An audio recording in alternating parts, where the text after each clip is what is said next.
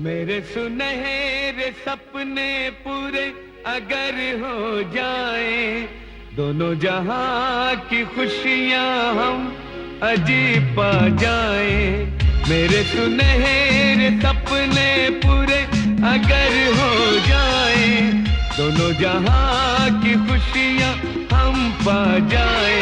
मेरे सपने मामा सुनहरे सपने, मेरे सपने, मेरे सुनहरे सपने, सुनहरे सपने, सुनहरे सपने। माना जहां में नहीं सब कुछ है मिलता, फिर भी है यारों मेरे दिल को भरोसा। माना जहां में नहीं सब कुछ है मिलता, फिर भी है यारों मेरे दिल को भरोसा। हिम्मत करे इंसान तो खुद मंजिल चल कर आए। मेरे सुनहरे सपने पूरे अगर हो जाए, दोनों जहां की खुशियां हम अजीब पा जाए। मेरे सपने मामा सुनहरे सपने, मेरे सपने, मेरे सुनहरे सपने, सुनहरे सपने, सुनहरे सपने।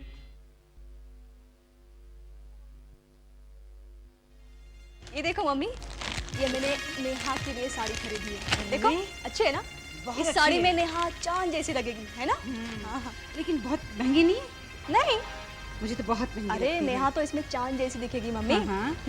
देखो, तेरा रिश्ता भी इतने बड़े घर में हुआ और अब विशाल का रिश्ता भी इतने बड़े घर में होने जा रहा है। बस माँ इतनी दुआ करो कि जिन समस्याओं का मैंने सामना किया है विशाल को न करना पड़े बस। बेटी, अग्रवाल साहब तो खुद आए थे उसका रिश्ता लेकर। हाँ। और एक बात और, हाँ। उन्होंने कहा है शादी में दोनों तरफ का खर्चा वो उठाएंगे। हाँ हाँ। ये आ गया। देख तो विशाल, नेहा के लिए कितनी अच्छी साड़ी लेकर अरे आई है। मेरे प्यारे भैया, ये मुंह लटकाए कहाँ से आ रहे हो? ये देखो नेहा के लिए साड़ी लाई है, देखो देखो। मां, नेहा से मेरा रिश्ता टूट चुका है और मैंने नौकरी से भी इस्तीफा दे दिया है। क्या कह रहे हो बेटा?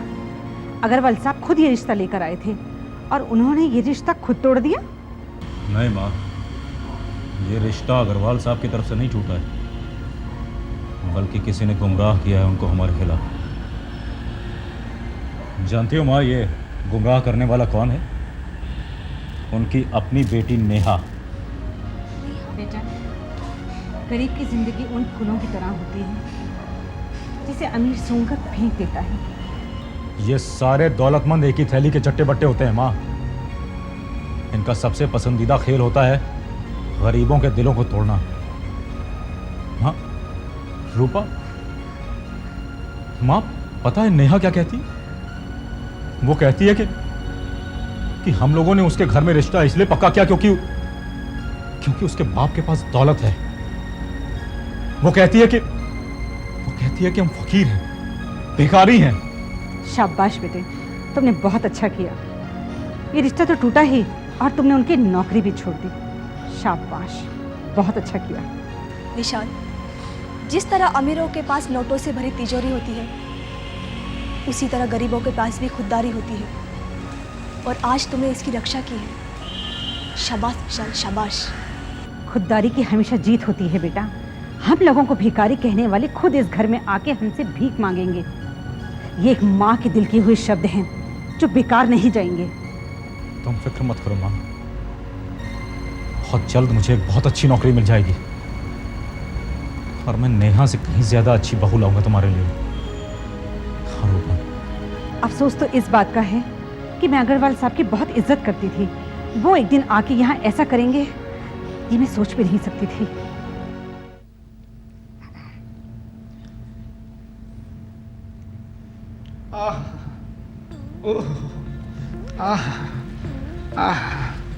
टीना, मीना। अरे दीपक, तुम्हारे सीने में दिल कितने हैं? दिल तो एक ही है, लेकिन बड़ा चंचल है माँ। तेरा दिल चंचल ही नहीं, आवारा है। एक दिल और इतनी सारी तस्वीरें। ये तो बहुत कम है माँ। सारी उम्र अगर तस्वीरों को ही गिनता रहेगा तो तुम्हारे एक दिल के तो 1000 टुकड़े हो जाएंगे। कोई यहाँ गिरेगा, कोई वहां गिरेगा, पता नहीं कहाँ कहाँ गिरेगा। अगर सारी उम्र तो इन तस्वीरों को ही चुनता रहेगा तो दौलत कब कमाएगा? पैसा? हाँ, तू इन सब तस्वीरों को लड़कियों की तस्वीरें मत समझना। ये लॉटरी की टिकट है, टिकट। या पढ़ कर तो देख क्या लिखा है। हाँ, ईना मीना, पता नहीं रिसोर्ट। अरे मुझे ये सब कुछ नहीं पढ़ना है। क्या? हाँ, मुझे तो सिर्फ एक ही लड़की पसंद है और वो है नेहा। नेहा? और सुन, विशाल से उसका रिश्ता टूट चुका है। तेरा रास्ता क्लियर है, बस साहस करके आगे बढ़ जा तू। ठीक है माँ, तू अपने बेटे को आशीर्वाद दे। मेरा आशीर्वाद तुम्हारे साथ है।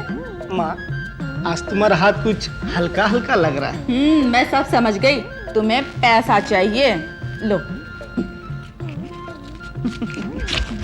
हाँ, अब देख आज के बाद तेरा बेटा क्या कमाल करता है। Formula number 44।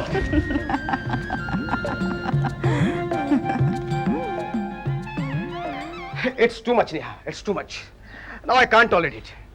नेहा, तुम्हें रिश्ता तोड़ने का हक था, लेकिन विशाल को ऑफिस से बेइज्जत करके निकालने का तुम्हारा कोई हक नहीं था।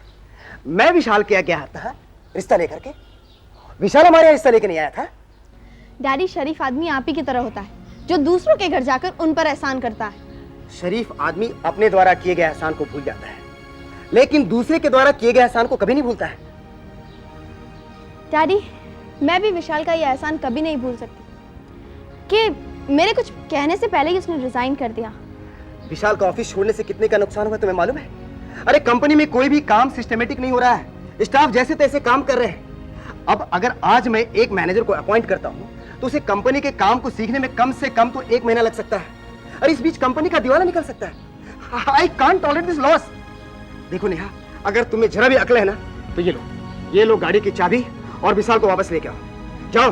I am sorry dad, I am sorry. मैं ऐसा बिल्कुल नहीं कर सकती। भाई बात ये है ना कि मियाँ बीबी राजी तो क्या करेगा काजी। सही बात है। हाँ, एकदम बिल्कुल। अबूजान, ये देखिए, ये आपके छोटे साहबजादे, इनके तकिए के नीचे से नोटों के बंडल मिले। बैठिए। देखा, आपके छोटे भाई साहब नोटों पे सोते हैं, नोटों पे हैं। 5 उंगली घी में और सर कढ़ाई में। नहीं अब्बाजान, ऐसी बात नहीं है तो क्या? आपको क्या अलादीन का चिराग मिल गया है कि जिसे आप जब घिसते हैं वो जिन आपको आके नोटों के बंडल दे जाता है? जवाब दो। भैया, आपको तो मैंने पहले ही कह चुका हूँ कि मुझे अच्छी नौकरी मिल गई है और मेरा सेठ मुझे चाहता भी है। मैं उसका भला करता हूँ, वो मेरा भला करता है। हर जुर्म और गुनाह का रास्ता छोटा और आसान होता है, चाहे वो चोरी हो, डकैती हो या शराब का धंधा हो। ये माना कि उसमें पैसा ही पैसा होता है, लेकिन इन सब गुनाहों का रास्ता पुलिस स्टेशन पर आकर खत्म होता है। अरे सलीम, तुम कभी तो देखो, तुम किस खानदान के बेटे हो, किस बाप के बेटे हो, किन भाइयों के भाई हो। कभी अपना हुलिया देखा है तुमने? बेटे, तुम जिस रोटी के सहारे उड़ रहे हो ना, वो हराम की रोटी है, उससे तो मौत अच्छी है। अब्बू जान, मेरा सेठ पुरुषोत्तम दान दक्षिणा करता, अनाथालय बनाता, फिर मेरी कमाई हराम कैसे हो सकती है? अरे वाह, दूसरों की रोटी छीनकर दान करता है, क्या बात है। अरे वो लोगों को धमकी देकर उनसे चंदे के नाम पर पैसा वसूल करता है, और किसी दिन तुम्हें भी चंदे की तरह पुलिस के हाथ में दे देगा और तुम किसी काल कोठरी में पड़े होगे। और तुम्हें सलीम पता नहीं है उस काल कोठरी का अंधेरा कितना काला होता है, समझे? अब्बा जान, मैंने भी इसे कितनी बार कहा कि मेरे साथ आकर बिजनेस करो, लेकिन समझता ही नहीं। मैं क्या करूं? अब्बू जान, शकील भैया ने कौन सा तीर मार लिया बिजनेस में? मैं तो उस पोजीशन में आना चाहता हूँ कि मैं इनका बिजनेस खुद खरीद लूँ। अब्बा जान, ये कहता है कि दुनिया में थोड़े पैसे कमाना बहुत मुश्किल है और बहुत ज्यादा पैसा कमाना बहुत ही आसान। अरमान, अगर हम लोग ही इसे भरोसे के काबिल नहीं समझेंगे तो दुनिया कैसे समझेगी? रूपा का पति खुद शराब पीता है, अगर ये भी वहां लग गया तो कौन सा गुनाह हो जाएगा? आओ बेटी रूपा, आओ। बैठो। हाँ। कैसी हो? मैं ठीक हूँ। तुम्हारे आने से पहले हम इनसे इन्हीं के बारे में बात कर रहे थे। साहबजादे बिगड़ते जा रहे हैं, जरा तुम ही इन्हें समझाओ। सच पूछूं तो कसूर तो हम लोगों का है। महीनों से ही ऐसे ही बैठा था, लेकिन हमने उसके लिए कुछ भी काम नहीं देखा। अब चाहिए इसके लिए कुछ नौकरी ढूंढी, और मैं भी राहुल से कहती हूँ कि अपने कारोबार में इसे ले लो। अरे रूपा, तुम नहीं जानती हो, तुम नहीं जानती हो। अब तो ये भरोसे के लायक ही नहीं रहा, शराब तक पीने लगा है। अरमान, अब्बा हुजूर, अरमान भैया तो सलीम के पीछे ऐसे पड़े होते हैं जैसे एक चोर के पीछे पुलिस। अरमान, शकील बिल्कुल ठीक कह रहा है। तुम्हारा फर्ज था कि एक बड़े भाई की हैसियत से तुम इसकी खामियों से आंख बंद कर लेते और इसकी खूबियों को उभारते, लेकिन तुम तो हमेशा पुलिस का डंडा लिए घूमते रहे घर में। मुझे तो लगता है कि शायद तुम्हारी सख्ती ने ही सलीम को बिगाड़ा है। नहीं अब्बू जान, सख्ती कभी नहीं बिगाड़ती, लाड प्यार बिगाड़ता है। बचपन में आप इसे बेहद पैसे दिया करते थे, इसीलिए ये दौलत का लालची हो गया है, और ये इसीलिए पुरुषोत्तम के यहाँ मुलाजिम भी हो गया है। अब्बू जान, अगर ये सलीम उसके यहाँ मुलाजिम रहा ना, तो मुझे लगता है कोई दिन ऐसा आ सकता है कि जब मुझे इसके हाथों में हथकड़ी पहनानी पड़े।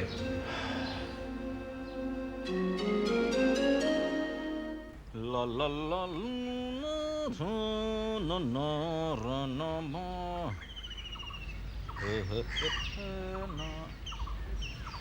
आहा माँ,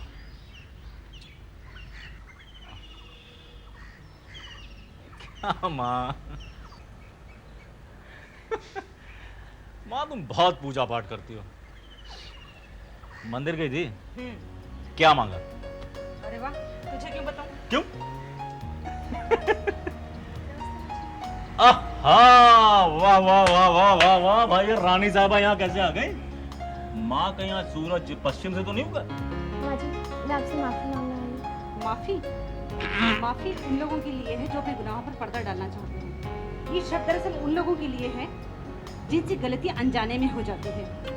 मगर तुमने अपने पैसे के घमंड में आके मेरे भोले भाले बेटे की बेइज्जती करी। क्या तुम्हारा जुर्म इस काबिल है कि तुम्हें माफ किया जा सके? माँ जी, छोटी मोटी गलतियाँ तो इंसान रोज करता है, इसका मतलब ये तो नहीं कि भगवान उन सबको सजा दे। विशाल, ये तुझसे माफी मांगने आई है। इसने तेरे साथ जो कुछ भी किया, इस बात का इसे बेहद अफसोस है। देख, अब नखरे मत कर, इसे माफ कर दे। मैं कोई दूध पीता बच्चा नहीं हूं माँ, जो ये समझ ना सकूं कि ये यहाँ पे क्यों आई है। ये यहाँ पर माफी मांगने नहीं आई हैं, इनकी गर्ज यहाँ पर इनको खींच के लाई है। क्यों मैडम, माफ कर देने से आपका काम चल जाएगा? तो चलिए, मैंने आपको माफ कर दिया, चाय पानी पीजिए और यहाँ से भागिए। चलिए उठिए, चलिए चलिए निकलिए यहाँ से, चलिए। तुमने ठीक समझा विशाल, मैं यहाँ अपनी मर्जी से नहीं आई, मुझे यहाँ ज़बरदस्ती भेजा गया है। क्योंकि जब से तुमने सर्विस छोड़ी है, कंपनी को बहुत लॉस है। अगर तुमने कंपनी ज्वाइन नहीं की तो हमारा दिवाला निकल जाएगा। तो क्या मेरे आने से दिवाली हो जाएगी? हाँ विशाल, हमारी कंपनी में फिर से घी के दिए जल जाएंगे। लेकिन मैं अपने खून से तुम्हारी कंपनी का चिराग नहीं जलाना चाहता हूँ। तुम दिवाली मनाओगे और मैं मातम मनाऊंगा? विशाल, तुम्हारी सैलरी बढ़ा दी जाएगी और मैं तुम्हें बिल्कुल तंग नहीं करूंगी। तुम ठाट से दिन बिता सकते हो। वो ठाट बाट जिनके बदले में मुझे आप द्वारा बेइज्जती और जिल्लत मिले, उससे बेहतर है वो 2 सूखी रोटियां जो ऊपर वाला मुझे इज्जत से देता है। नेहा, इंसान को जीने के लिए सिर्फ 2 रोटियां चाहिए होती हैं, जो तुम भी उसी आटे की खाती हो जिसकी हम खाते हैं। सोने चांदी की नहीं खाती हो तुम। फिर तुम्हारा घमंड किस बात का है? हाँ, तुम हो क्या? मेहरबानी करके नेहा तुम यहां से चली जाओ। मैं तुमसे बहस नहीं करना चाहता। वाह विशाल वाह, एक लड़की जो तुम्हारे मालिक की बेटी है, तुम उसे घर से निकाल रहे हो, हाँ? और उस पर घमंडी होने का आरोप भी लगा रहे हो तुम। रूपा, एक लड़की की दिल की बात एक लड़की ही जान सकती है। डैडी ने विशाल को बुलाया है और कहा है मैं किसी भी तरह इन्हें मना कर ले आऊं। देखो विशाल, ये अग्रवाल साहब की इंसानियत समझो कि वो तुम्हारे सामने झुक गए, समझे? रूपा, तुम इसको नहीं जानती हो। तुम इसे आज देख रही हो जब ये अपनी गर्ज की वजह से यहाँ आई है। मैं इसे बहुत अच्छी तरह जानता हूँ। देखो नेहा, मैं तुमसे पहले ही कह चुका हूँ, मैं इस नौकरी पे वापस नहीं आऊंगा। तुम जाओ यहाँ से। तुम प्लीज मुझे मजबूर मत करो। जाओ यहाँ से।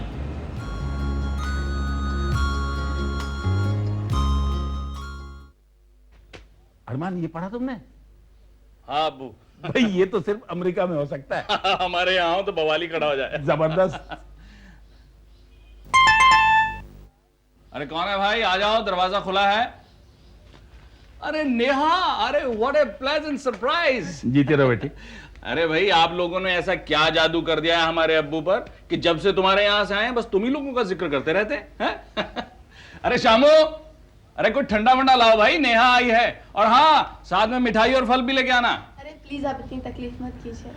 बेटी, विशाल से भले ही तुम्हारा रिश्ता टूट गया हो, इस वक्त तुम हमारी मेहमान हो, और मेहमान तो खुदा का भेजा हुआ होता है, उसकी जितनी खातिर की जाए कम होती है।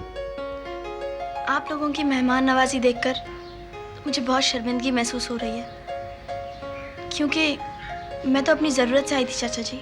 ये तो हमारे लिए और भी खुशी की बात है कि कोई हमारे यहाँ अपनी जरूरत लेकर आए, क्योंकि ये दर्जा खुदा हर इंसान को नहीं देता। लेकिन आज मैं बहुत मजबूर होकर आई हूँ। क्यों? आपको क्या विशाल से रिश्ता टूट जाने का गम है? जी, रिश्ता टूट जाने का तो बिल्कुल गम नहीं, क्योंकि मेरे डैडी कहते हैं कि मैं बहुत बिगड़ी हुई लड़की हूँ और विशाल सुधरा हुआ लड़का है। उससे शादी करके मैं सुधर जाऊंगी। तो क्या तुम सुधरना नहीं चाहते? जी हाँ, मैं एक ऐसा शौहर चाहती हूँ जो मुझे सुधारने वाला ना हो, बल्कि मुझसे मोहब्बत करे। तो फिर आप ही बताइए, हम आपकी क्या खिदमत कर सकते हैं? नेहा, तुम तो बहुत बड़े आदमी की बेटी हो, तुम्हें तो मोहब्बत करने वाले 1000 शौहर मिल जाएंगे। क्यों? हाँ। चाचा जी, विशाल बहुत ही टेढ़ी खीर है। मैं वहीं से आ रही हूँ, लेकिन वो किसी भी तरह से मानने को तैयार नहीं है। और डैडी का कहना था कि वापस आओ तो विशाल को लेकर आना, इसीलिए मैं आप लोगों के पास आई हूँ। देखो नेहा, करने वाला सिर्फ एक है, या तो वो हमारे दिलों में रहता है, या फिर उन सातों आसमानों के ऊपर, जिसे हम देख नहीं सकते। बेटी, तू चिंता मत कर, मैं भी उसकी खबर लेता हूँ।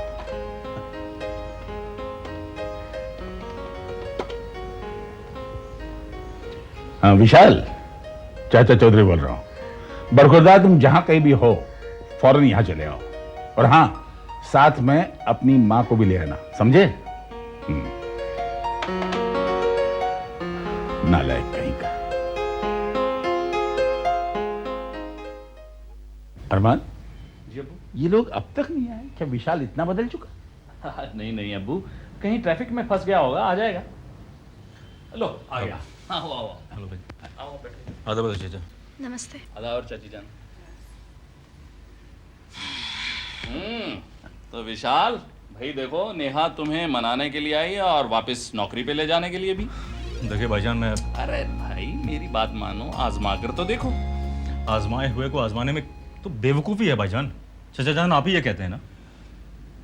अब देखिए चाचा जान, जहाँ तक आपका सवाल है, आपने ज़िंदगी भर सबको प्यार दिया, इज्जत दी, आपके लिए मैं कुछ भी कर सकता हूँ, लेकिन जिस पत्थर से मैं एक बार चोट खा चुका हूँ, उससे बार बार सिर नहीं टकरा सकता। बेटे, मैं भी यही चाहता हूँ कि जिंदगी में बार बार तुम उसी पत्थर से चोट मत खाओ, लेकिन मुझे ये बताओ कि इतने अरसे की नौकरी में अग्रवाल साहब ने तुम्हें क्या नहीं दिया? विशाल, तुम खुद कबूल कर चुके हो कि अग्रवाल साहब ने तुम्हें अच्छी तनख्वाह दी, गाड़ी दी, इतना ही नहीं बल्कि अपनी बेटी से वो तुम्हारी शादी करवाना चाहते थे। अब ये बात अलग है, किसी कारण वो रिश्ता नहीं बन सका। देखो विशाल, दिल के रिश्तों में कारोबारी रिश्ते नहीं लाया करते, और अगर तुम अपने दिल के रिश्तों की वजह से ही सारे रिश्ते तोड़ देना चाहते हो, तो ये रिश्ते भी इतनी जल्दी नहीं टूटा करते, जिसका सबूत है नेहा का तुम्हारे लिए यहां आना। हाँ? आप ठीक कहते हैं भाईजान। चाचा, इनसे पूछिए कितना घमंड है इनको। क्या क्या नहीं कहा इन्होंने मुझे? तुम पूछो मां इनसे। इन्होंने कहा मैं फकीर हूं, मैं दौलत का पुजारी हूं, तो मुझे अपनी खुददारी साबित करने के लिए नौकरी तो छोड़नी थी। मैंने छोड़ दी नौकरी। लेकिन विशाल, आज तो तुम्हारी जीत का दिन है। विशाल को फकीर कहने वाली नेहा आज खुद उसके सामने हाथ फैलाने आई है। इस बात की क्या जिम्मेदारी है चाचा जान कि नौकरी ज्वाइन करने के बाद इनका बर्ताव मेरे प्रति ठीक हो जाएगा? एक्चुअली घमंड इनकी जो है वो आदत है, और मुझे नहीं लगता ये बदल सकता है। लेकिन आज तो ये तुम्हें दावत देने आई है, उसे मत ठुकराओ, क्योंकि वो भी एक घमंड साबित होगा। वो तुमसे माफी मांगने आई है, उसे माफ कर दो। उसका बदला उसके शरीफ बाप से मत लो, जो तुम्हें बेटे की तरह समझता है। विशाल बेटे, नेहा से रिश्ता तोड़ने के बाद तुमने इतनी खुददारी दिखाई कि उनकी दी हुई नौकरी तक छोड़ दी। लेकिन बेटे, एक बात मेरी समझ में नहीं आई, वो ये कि इस रिश्ते का इस नौकरी से क्या ताल्लुक? ठीक है चाचा जान, अगर आप कहते हैं तो मैं नौकरी ज्वाइन करने के लिए तैयार हूं, लेकिन इस बात की जिम्मेदारी आपको लेनी होगी कि ज्वाइन करने के बाद ये मुझसे बदतमीजी नहीं करेंगी। देखो विशाल, किसी की जिम्मेदारी ले लेने से कोई रिश्ता नहीं चला करता। क्योंकि रिश्ते दिल से होते हैं, किसी की जमानत से नहीं। एक मिनट विशाल, इस बात की जिम्मेदारी अग्रवाल साहब खुद लेंगे। चलो मैं तुम दोनों के साथ अग्रवाल साहब के घर चलता हूं।